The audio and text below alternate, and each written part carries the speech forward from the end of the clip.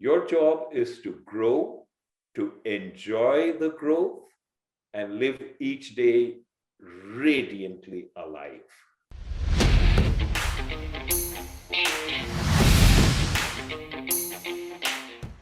So in this live call, we're going to be chatting with Srikumar Rao, and I've asked Sri to share with you some profound ideas. Now, what's wonderful about this man is that he can shift your life, because he's done it with me multiple times, in around 4 or 5 minutes by giving you what he calls a new mental model for viewing the world. Our world is based on our models, and when our models are upgraded, our experience of the world upgrades. Now, we're doing a big seminar with Srikumar Rao called Dent the Universe. It was a favorite quote by Steve Jobs. Some of you might be interested in that seminar.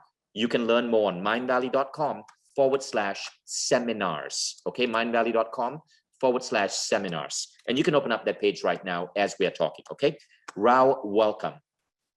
My pleasure, Vishen.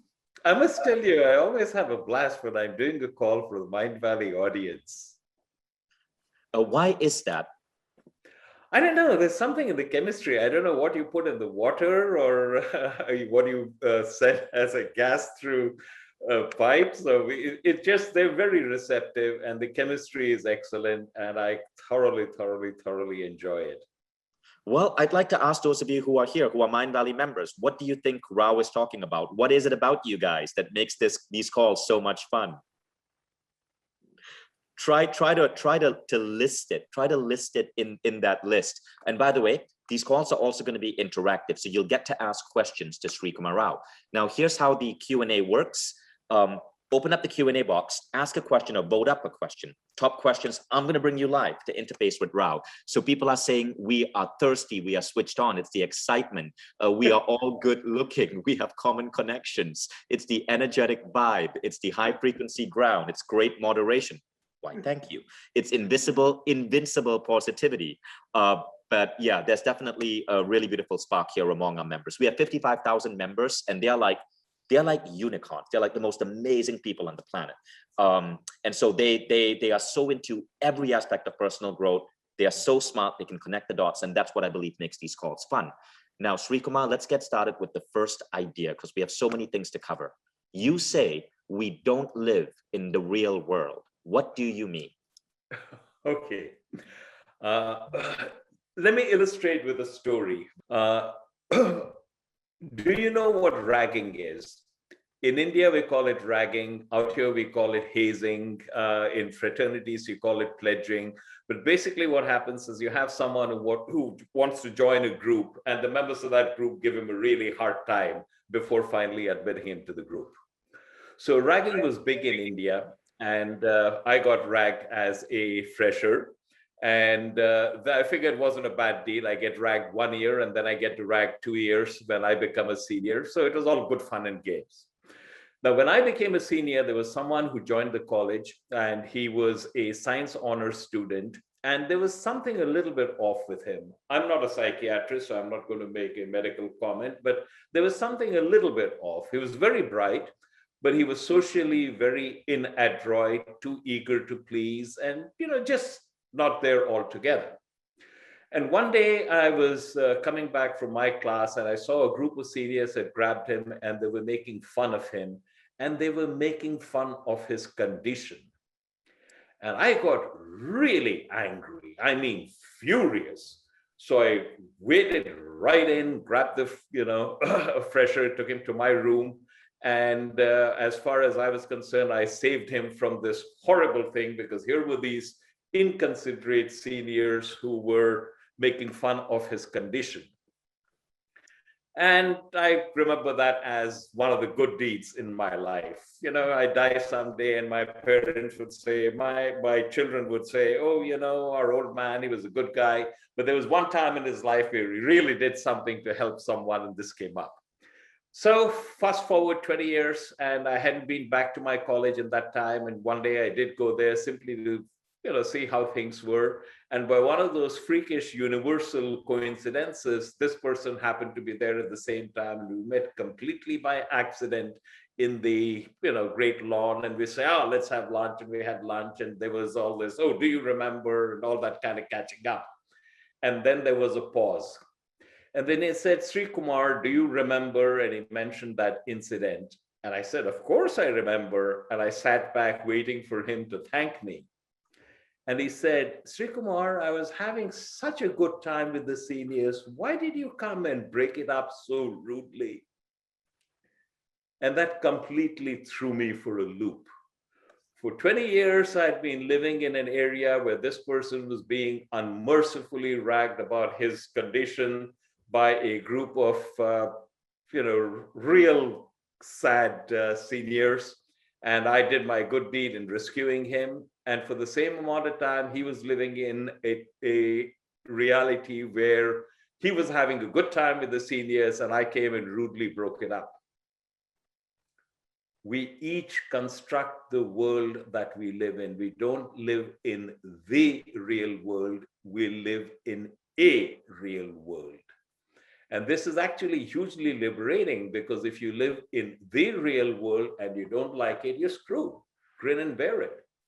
But if you live in a real world and you don't like it, you can deconstruct the parts of it that don't work for you and build it up again. And you do it over and over and over again. And that's what a big chunk of my program is about.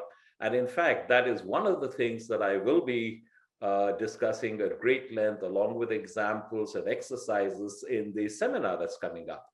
We don't live in the real world, we live in a real world. Okay, so could you elaborate in the seminar, or at least when I spoke about the seminar, what excited me is learning to understand the mental models of great men like Steve Jobs. And Steve Jobs was deep into spirituality. He traveled to India, he meditated, he tried all of these funky diets, he would pray at a particular ashram in India. And I know that in Steve Jobs' biography, Walter Isaacson wrote that Jobs believed in prana, or an intuitive understanding of the world. And I found that phrase really interesting, Prajna, the Indian word for like intuitively sensing. And also in the biography, Walter Isaacson wrote that Jobs believed in his ability to bend reality. Walter Isaacson mentions the word bend reality 3 times in that biography. In relation to a great entrepreneur, because the seminar you're doing is on entrepreneurs and you teach it and you teach MBAs, what is going on there? What happens is entrepreneurs don't confront the world. They create the world, they change the world. So when you have tremendous conviction and you go forward on whatever task you're undertaking, you have this power to quite literally change the universe. Now, I want to stress something else. When you do that, you are not really acting as an independent entity. That is the mistake most of us make. We think that we are a particular body, mind, intellect complex. Like you think you're Vishen, I created Mind Valley. This is my mission for Mind Valley and so on. That's fiction. That's a role you're playing. Who you are actually goes way, way, way beyond that. And when you recognize that who you are goes way, way beyond, and this is a role that you're playing, and you don't get wrapped up in a role, but this is the important thing. What you are is you are a channel for the universe to express itself, and your job is to be as good a channel as you can. And when you do that, you can create stuff that you could not even have dreamed of, because you're not doing it. The universe is working through you, and the universe can do anything. Your job is to be the instrument. And when you do that, that's when you find that you become, a super achiever on a scale you can't even conceive of. Wow, I love that. Your job is to be the instrument. People are saying, this is awesome, love that, goosebumps. So you say that the key to rapid growth is thinking differently, okay? And there again is that Apple analogy, think differently. Give us an example. Yeah. I must tell you here, by the way, that there is a slight gap. Thinking differently is not a new concept, by the way, okay? All of you not only have heard of it, but you embrace it. How many of you have been told, don't see the glass as half empty, right. It's half full, or every problem is an opportunity in disguise? But despite that, the vast majority of persons have grave difficulty in thinking differently because we try to think differently by thinking differently. It doesn't work. What I share is a method by which you examine the mental models you hold, which cause you to view the world in a particular manner. And as you make changes in those models, you literally become a different person. And when you become a different person, you don't have to think about thinking differently. You think and behave differently as an organic progression. Let me give you an idea. So we are all a bundle of wants. We want stuff. We want more money, better house. We want to have better relationships with our spouse. We want our children to study hard and get into Harvard. We're always a bundle of wants. And many of these wants create tremendous turbulence in our life. And the way we try to deal with it is by saying, you know, what I've got to do is I've got all these are the important wants, and I've got to go out and satisfy these wants. I've got to get what it is I want. Well, there is an alternative. And how about not trying to get what you want, but seeing whether you really do have those wants? Are they serving your need or not? Can you remember stuff that you desperately wanted at some point in your life? Go back 10 years at least, and you may have gotten it or you may not have gotten it, but it's now irrelevant to your life. You've outgrown your need for it. I can think of many that the audience can whatever is troubling you now because you want it, would you rather get it or would you rather outgrow your need for it? That's an example of what I mean by changing your thinking. You think about things differently, everything differently. You think about your life differently, you think about your profession differently. And as you do that, changes happen. So Rao, I want you to repeat what you just said, because there was a profound idea there. And I remember you sharing this with me, but I want to make sure the audience really get it. The thing versus outgrowing your wants. Okay, so look, all the turmoil in your life right now, and this is really important, Vishen, is caused by I want something to happen and it isn't happening, or I want something and I don't have it. That's always responsible for all the turmoil in your life. So if you want something and you don't have it, would you rather get what you want, or would you rather outgrow your need for it so it genuinely doesn't trouble you anymore? Outgrow that want. Yes. But what if, but you just said that the universe uses us as a conduit. What if what we want is this great product or this great company? Should we be outgrowing that one? Yes, but you don't outgrow it by wanting to outgrow it. You outgrow it by letting it happen. Because what happens is when you have this very strong want, it's given to you for a reason. You know, that's your path, your purpose in life to accomplish that.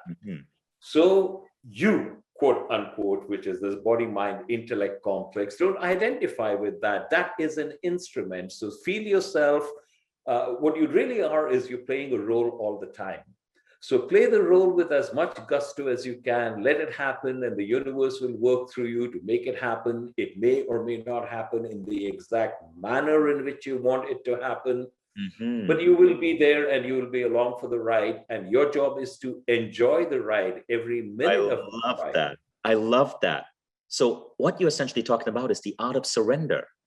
Completely. And what you're saying is not don't have goals. You're saying, by the way, your entrepreneurial vision is not yours. You're a conduit. The universe has chosen you to deliver this, but you cannot be attached to that as a want. You must have fun as you move towards it. And that is the surrender. You hit it. And so, if you say, I have this entrepreneurial urge, that urge itself is a gift to you from the universe. You didn't get the thought from nowhere. It came to you because that you were the selected channel. So be extremely grateful that you are that selected channel, and then don't throw the gift away. Wow. Make it happen. Srikumar, you know what this reminds me of? So it reminds me of this poem. So I want you guys to listen to me recite this poem. It was written by an 83-year-old man 100 years ago. And the poem goes like this. I was taught early in life to work as well as play. My life has been one long happy holiday, full of work, full of play, and God was good to me every day. Now, can anybody guess who wrote that poem? Think about the nature of the poem: work, play. My life was one long happy holiday. God was good to me every day. Written 100 years ago. It was written by John D. Rockefeller, the richest man who ever lived, the founder of Standard Oil. John D. Rockefeller was the richest American ever in history. Andrew Carnegie was second. He was richer than Elon Musk is today, richer than Jeff Bezos is today. But notice what he said in that poem. It sure sounds like he was operating based on this vibration that you speak about. When you are no longer the person who is doing it, when things are happening through you, not from you or by you, you find not only things on an unimaginable scale come true, but at the same time, you're enjoying the process. That's what I wish for everyone on this call, that you get up in the morning and you do what you're doing, and you honestly don't know if you're working or playing. I love this. Srikumar, I'm sharing my screen right now. This is the Dent the Universe seminar, right? That we are collaborating to put on. So I've always wanted to attend the Srikumar Rao seminar. I was never able to travel to New York. And so we have brought the seminar. It's a 3-day event. We have brought it on Zoom, and we have been able to lower the price dramatically. It's April 30th to May 2nd. And the seminar basically brings in the wisdom of all of these spiritual teachers into business. Now, Rao, by the way, this is mindvalley.com/seminar if you want to see the same page. Right now, Rao, you're bringing in wisdom from Stoicism, Marcus Aurelius, Seneca, from Gautama Buddha, from Adi Shankara, who's a Vedanta, the Advaita Vedanta doctrine, from Lao Tzu, the creator of Taoism, from Ramana Maharshi, whom you quote a lot, the Hindu sage, as well as Catholic mystics like Saint Francis of Assisi and Father Anthony Demelo. Out of curiosity, what do all of these mystical teachings have to do with building a massive business? What they have to do is with giving you a viewpoint on life. And once you become anchored in what they share with you, you become wonderful at what your role. Remember, we're all playing a role, what your role is. And if your role is to be an entrepreneur, then you build a great business. But what if we go for the seminar hoping to help it become successful? And by the way, this is not just for entrepreneurs. If you're anyone working, like today, everyone has the entrepreneurial mindset. Even if you're working for a company, you're building something, you're creating something. The seminar covers all of that, right? But Rao, that puzzles many people, I guess, because what if through these philosophies, we discover that we're not meant to be the entrepreneur? Isn't that causing us to give up on our potential? Well, if it turns out that your role is not to be an entrepreneur, that's perfectly fine. But in most cases, when you have a deep-seated feeling, yes, I want to go out and build a great business, that is your path in life. But here is the thing, Vishen, and this leads me on to something else that I want to share with everybody.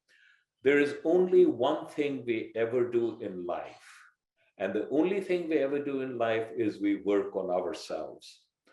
We think that, I have to go off and I have to build this great business. But in the process of building this great business, what you're really doing is you're working on yourself.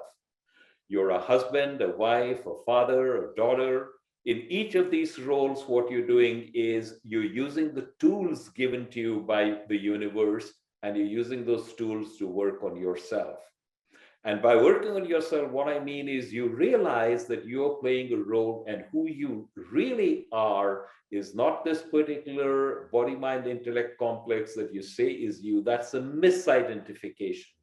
You are pure awareness that is beyond name, beyond form, beyond time.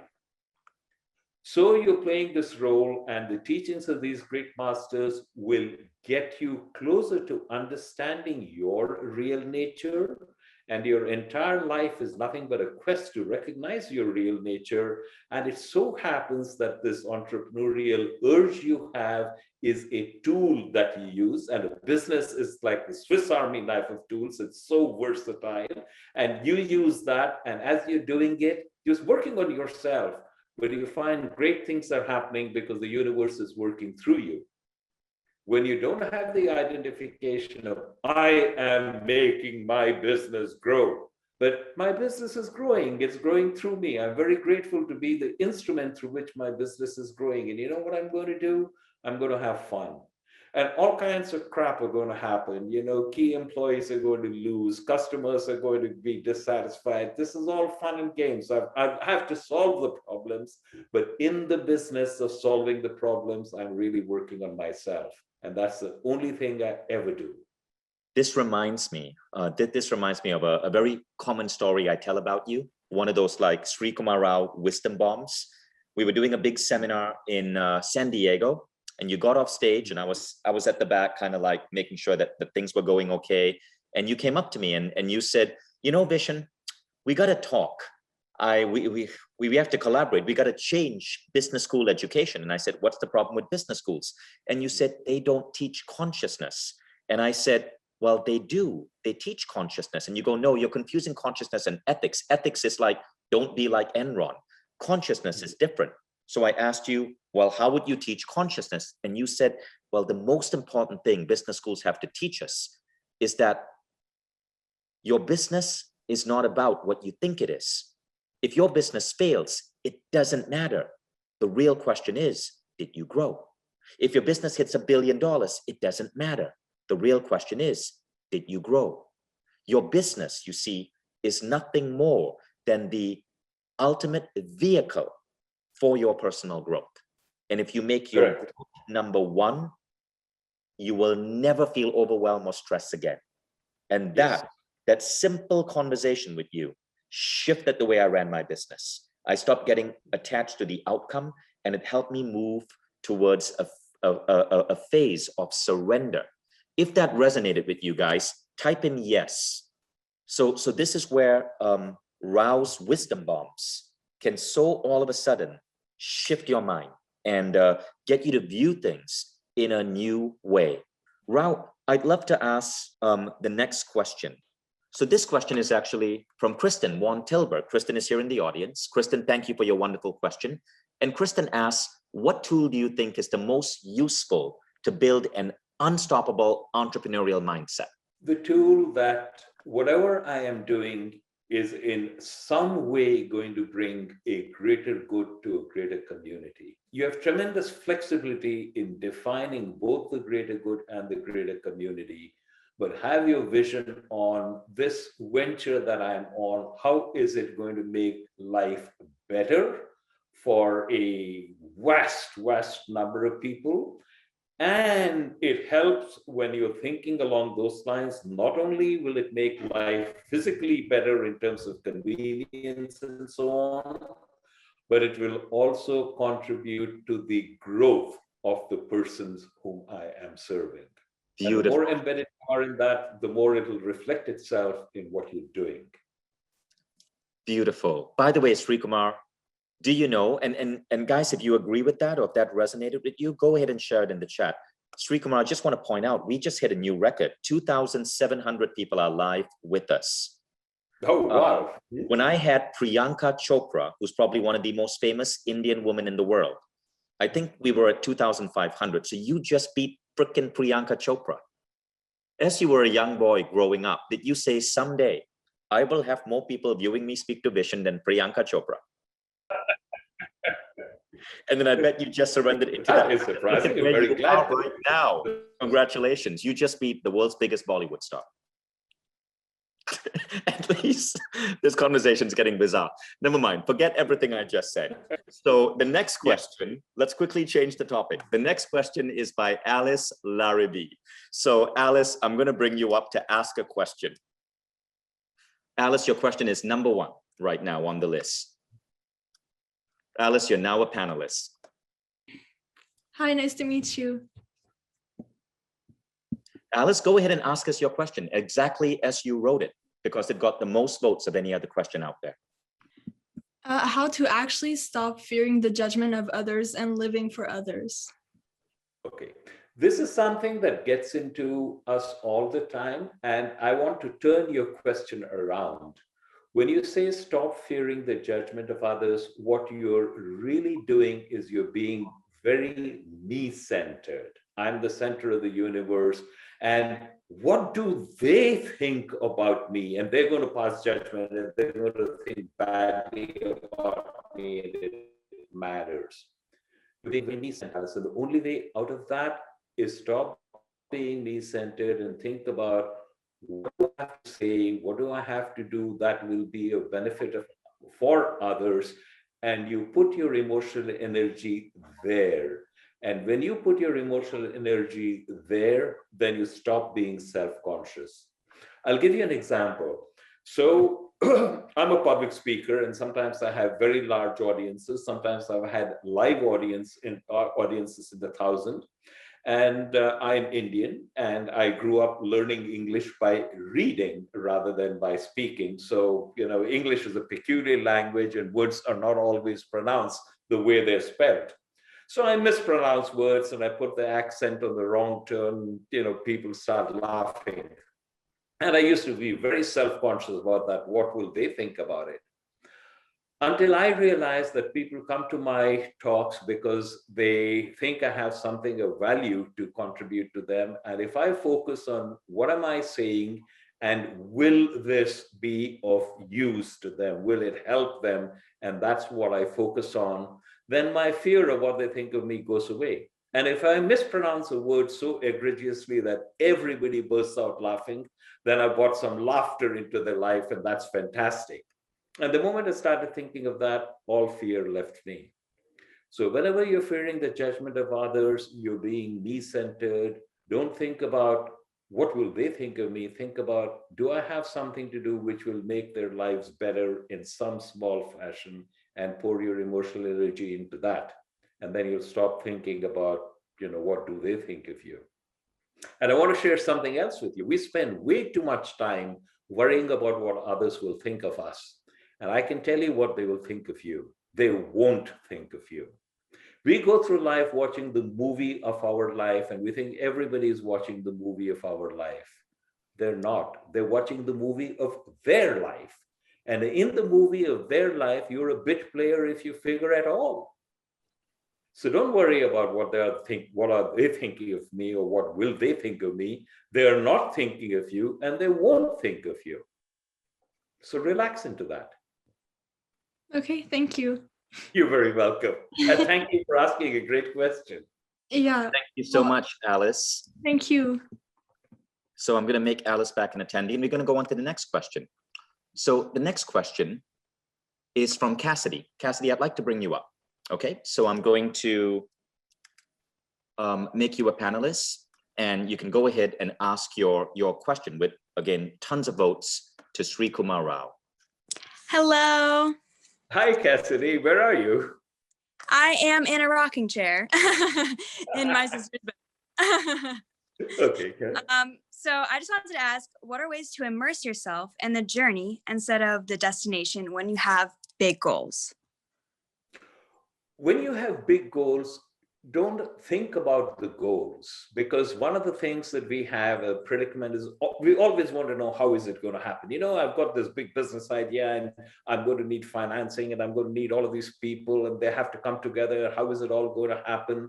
And we're all hung up in how is it all going to happen, and we want to know.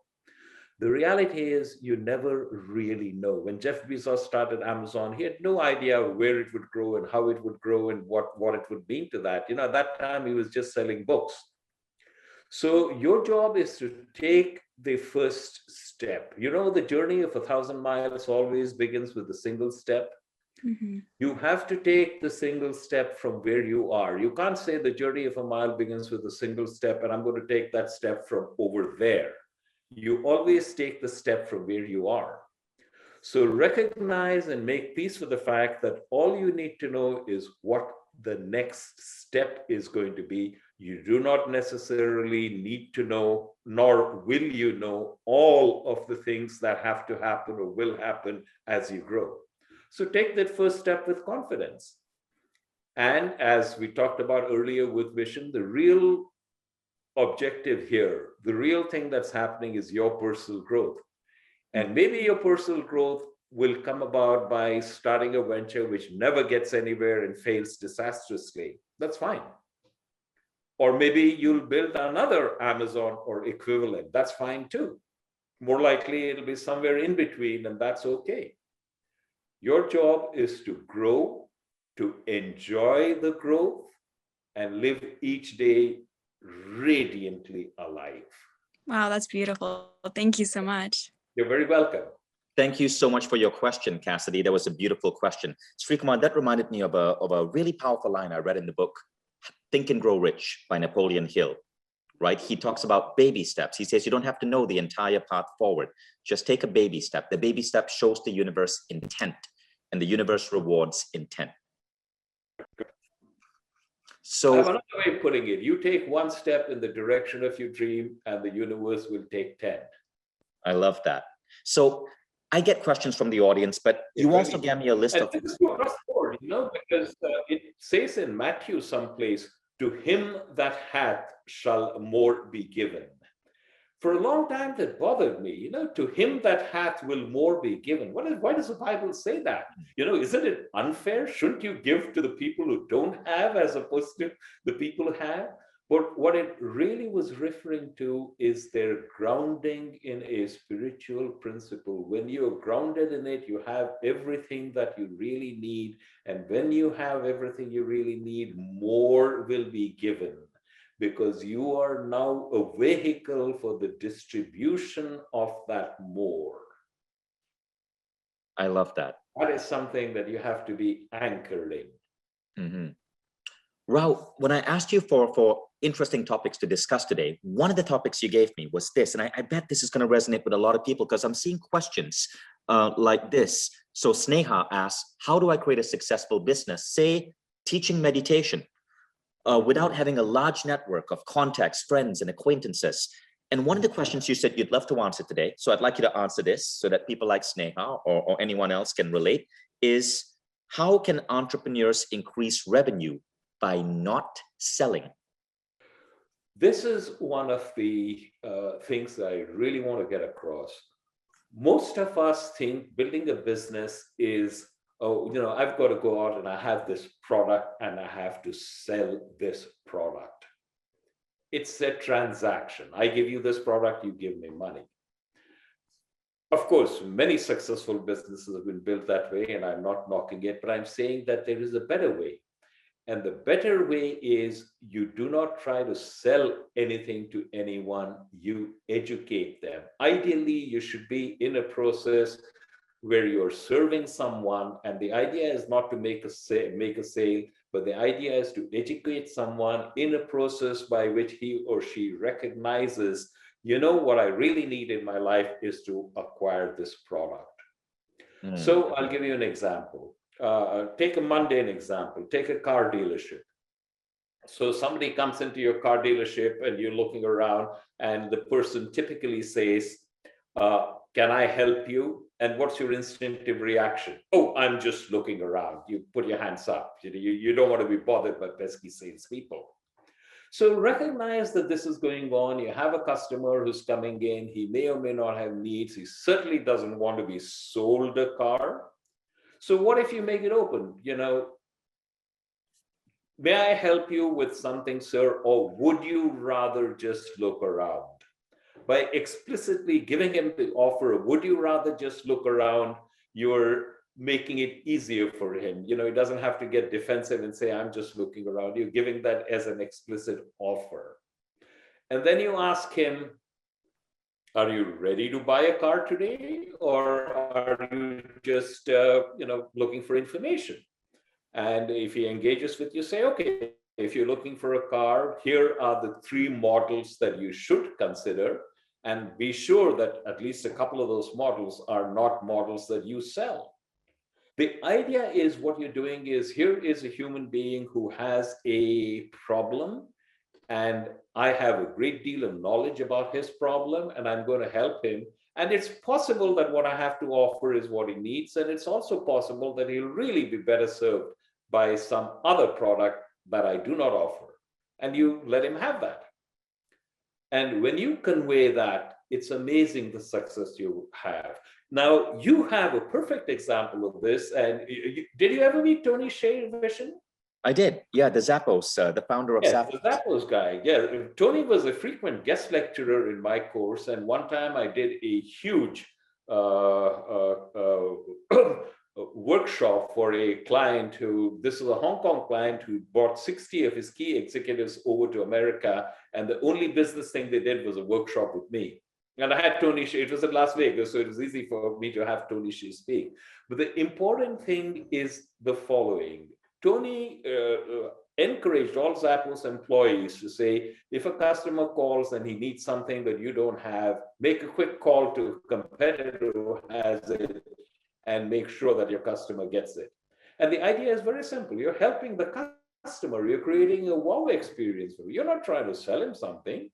If you can help him and the way involves the product that you supply, wonderful. But if it's a competitor's product, do it anyway. When you have that kind of an attitude, you'll be surprised how the universe opens up in all kinds of totally unexpected ways. Thank you, Rao. So what I want to do right now is I want to tell you about the seminar that we're doing with Rao, because I know a lot of you guys are going to be interested. So we'll just take 5 minutes for that. I'll show you where to get the information, then you can decide. And then we're going to come back to the following 2 questions. How can you grow your business like a rocket? By thinking differently. And then we're going to explore this conversation, why you cannot find the keys to your happiness. So Rao, I'm just going to share the seminar page. It's mindvalley.com/seminar. And there you will see the information on the Dent the Universe seminar, an immersion in superior impact, entrepreneurship, and spiritual mastery. Now, I got rejected from every MBA school I applied to. I just didn't have the grades. And I had to figure out building a business on my own. And I was honored that I could get mentors like Rao that could help me build the company that I have today. Mindvalley recently got awarded an award here in Estonia. And Estonia, by the way, has the highest number of startups per capita. It's one of the most entrepreneurial countries in the world. And we got awarded an award for having the fastest growth without any venture capital. And part of that, I would say, has been the mindset. And that mindset, part of it, I can thank this gentleman, Srikumar Rao, for. Now, in this class, what you're going to learn is you're going to learn how to bring the wisdom from all of these legendary philosophers into your business. I could say that the greatest thing I learned from Rao, and by the way, if you don't know about Rao, he holds a PhD in marketing from Columbia University, a degree in physics from Delhi University, an MBA from the prestigious India Institute of Management. He's been recognized as a pioneer in the field of motivation and resilience. He was one of the first people in the world who TED put on their front page a talk of his, which wasn't even on a TED Talk. It was not an official TED Talk, but it was so good. TED put that talk on the front page of their website. Now, I discovered Srikumar Rao because of a famous talk he had given in Google HQ. This was like 2007, 2008.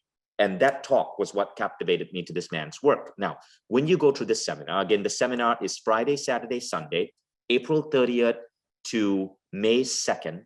It's from 9 to 3 p.m. Then there's a 2-hour break, then 5 to 11 p.m. GMT. Okay, so we had to pick a time. Our Mindvalley audience is so global. We had to pick a time that works for everyone. But again, yes, you might have to work after dinner, but I can promise you, being in this seminar is not like an MBA seminar. You are inspired all day. And when you get back to work, you're operating with a new level, with a new way of operation. You see, the people who take these seminars, look at that. MBA 2003 Columbia Business School, MBA Harvard Business School. These are some of the world's smartest people attending these classes with Rao. Now, when you go here, you can see the curriculum. The first day is on changing your mental models. Now, one of the mental models I learned from Rao is to shift your model in such a way that stress no longer hurts you. Overwhelm doesn't touch you. So I can run a massive business and I can go through incredibly what normal people would think stressful without the burden of stress, which is why I've been able to stay really healthy. Even though I run a 400-person organization and I'm 45 years old. Most people say I look significantly younger than I am. And you can see I still have a full head of hair and stuff. And I'm in really good shape because stress dare not touch me. And every entrepreneur should learn this. There are so many myths that we buy into in this human journey that we do not have to buy into. You can build a billion-dollar business while still being in peak health and having every other aspect of your life thriving. And that brings us to day 2, resilience, cultivating extreme resilience. Call it resilience, call it grit, call it immunity to overwhelm, but these things no longer impact you. And in day 3, that's when it gets really interesting. You get to break free from the matrix. Now, the good thing about this seminar is you can try it out. You don't have to commit to it. You can buy a ticket. You can attend all of day 1. And at the end of day 1, you can go in with one button, just give yourself a refund. Okay. Mindvalley has a one-click refund policy. You don't have to write a letter. You don't have to make an excuse. One click and you get a refund. So you get to experience this for yourself. When you go to the seminar, you're also going to get all the recordings. So if you can't, if you suddenly have to leave for your child, you get the recordings. You're going to get a certificate. Think about what this would mean, adding this to your LinkedIn. It's going to definitely help you get more jobs. Imagine in your LinkedIn saying, graduate of the Dent the Universe seminar by legendary MBA professor Srikumar Rao. I know I would hire instantly anyone who has graduated from a Dent the Frickin' Universe seminar, because I love that phrase from Steve Jobs. Now, the best part is this. When Rao was teaching at the MBA schools, one of the unique things about his classes is his students would see their lives so transformed, they would form alumni groups and they would stay connected. We're doing the same thing here. All our students are going to be in a private social network. You will be united with fellow peers who think like you, fellow entrepreneurs, CEOs, startup founders for life. And we bring in specific tools to create friendship and connection. You are going to not just transform your mind, you're going to meet allies who will have your back for a really long time. And finally, Mindvalley is about to launch a new collaborative learning tool. So we're going to take all of these people, put them together, and this collaborative learning tool allows you to subscribe to each other's brain. So as you grow, you're letting everyone else grow. As someone else grows, you can see their growth and you can learn from their insight or their breakthrough or their lesson. You're all going to get this. It's called Mindvalley Insights. And a new version is going to be released shortly. That's going to link all the participants from this seminar. Everything is on Zoom, so you just need Zoom. And all the information is over here, including the guarantee. A seminar of this type typically would be around $3,000 because it's a business seminar. Mindvalley, we always try to make our price affordable because we have economies of scale, because we have like 15 million fans. So we have, so the regular price is $1,049, but right now we have early bird pricing. So if you buy it until April 21st, it's just $799. Now, if you are a Mindvalley member, you can get a discount for the seminar. Just buy it from your Mindvalley app, okay? So if you're not a Mindvalley member, it just makes total sense to become a member because you'll end up saving and you'll get all the other Mindvalley benefits. So let's go back to Rao. And again, go to mindvalley.com/seminar to book your spot. So if you have any questions on the seminar, you can ask it in the chat. And Srikumar Rao, I want to ask you the next question. How do you grow your business like a rocket? By thinking differently. All right. Let me explain with an actual case study, Vishen. So there was this guy who got fed up of being in the corporate world and he wanted to be in business for himself, and he bought a printing franchise and he set up in a strip mall. The only problem was that when he set up in this strip mall, there were 4 other printing. There's a whole pile of them. There's PDs, there's PIP, there's a whole bunch of them. And there were 4 others within a 10-minute walk from his place. So how the hell was he going to grow his business? He tried what people normally do, which is, hey, come in, I'll give you 100 free business cards, and people do that. And it didn't work. So then he did something differently. See, what happens is most people, when they say, we'll give you 100 free business cards, and you go in for that, and what they give you is they give you black and white cards printed on cheap stock in the hope that you will upgrade to a better one. He had a totally different approach. What he did is he sent a very well-written letter, which was hand-delivered, and he picked those people to whom they were hand-delivered. Pizza parlors and fast food restaurants did not get it. Accounting firms, legal firms got it. And what he did was deliver them a brochure which said, what does your business card and stationery say about your business? And he explained that in the absence of other information, most people make a judgment about your business based upon your stationery, which is the first thing they see in the business card. And at the end of that informative article, he had an offer. Please send me your business card and letterhead, and I will explain to you what impression it conveys. So obviously, a number of people did send in that. And he wrote a thoughtful analysis of that. And along with that thoughtful analysis, he also created a different business card and a different letterhead and sent it back and said, by the way, if you are interested, I'll be very happy to give you 100 free cards. And of course, they took him up on that, and he sent them 100 business cards. But these were not cheap black and white stuff. These were, full color on good stock. And sometimes they were even engraved, which makes it really expensive. But when he sent them the 100, he also sent them by the way, if you like this, how about transferring your entire stock? And I will give you, just submit the bill from your last printer, and I will credit you 50% of that off your order. And people responded to that, and nobody ever haggled with price. Once he had this the initial order down, they would order from him regularly like clockwork, and in less than an year, he was more profitable than he ever thought he would be. This is an example of thinking differently, but it's also an example of something else. It's an example of strategically thinking, how can I be of service to my clients? You don't sell your clients, you educate your clients. And if you remember that your job is to educate the clients and help them see how perhaps what you are offering is in their best interest, you don't sell them, they buy. People like to buy, they hate to be sold. So don't buy. Thank you, Srikumar. Now, there's something else. There's something else that you do in your teaching, which is really interesting. Because when people hear that idea, they are like, okay, I get that. That's cool. But I got to be really creative to come up with these ideas for educating, right? I got to have this brilliant creative mind to come up with all of these unique new ways to sell and educate and grow the business.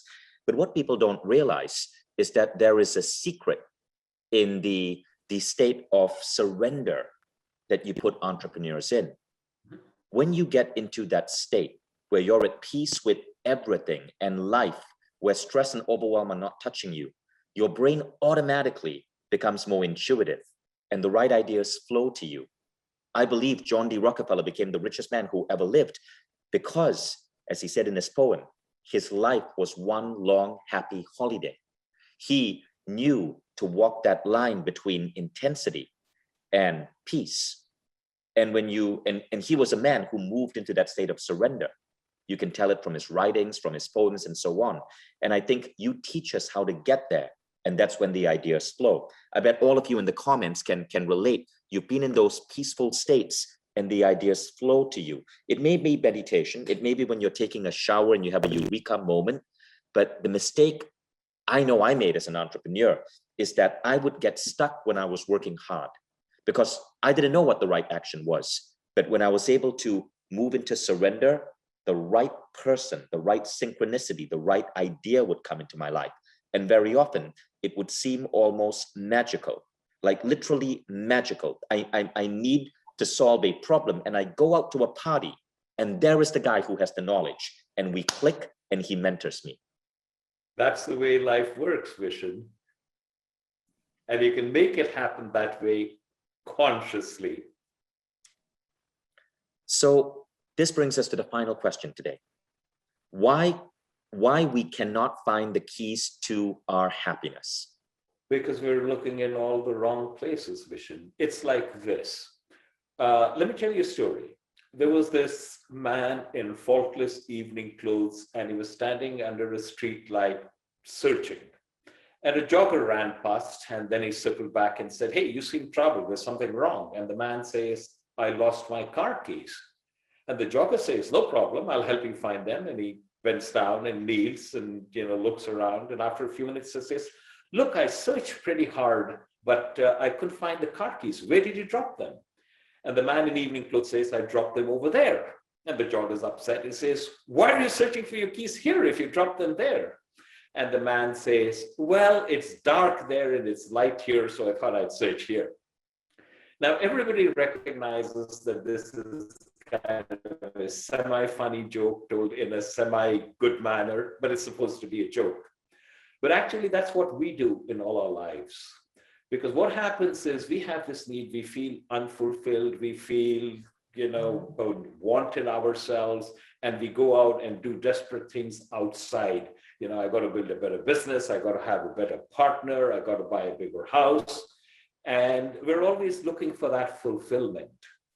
And the principle I want to share with you is you can never solve an internal problem with external action. Let me repeat that. You can never solve an internal problem with external action. But that's what we're all trying to do. It's no different from searching for keys here when you drop them over there. Beautiful. Thank you so much for sharing that.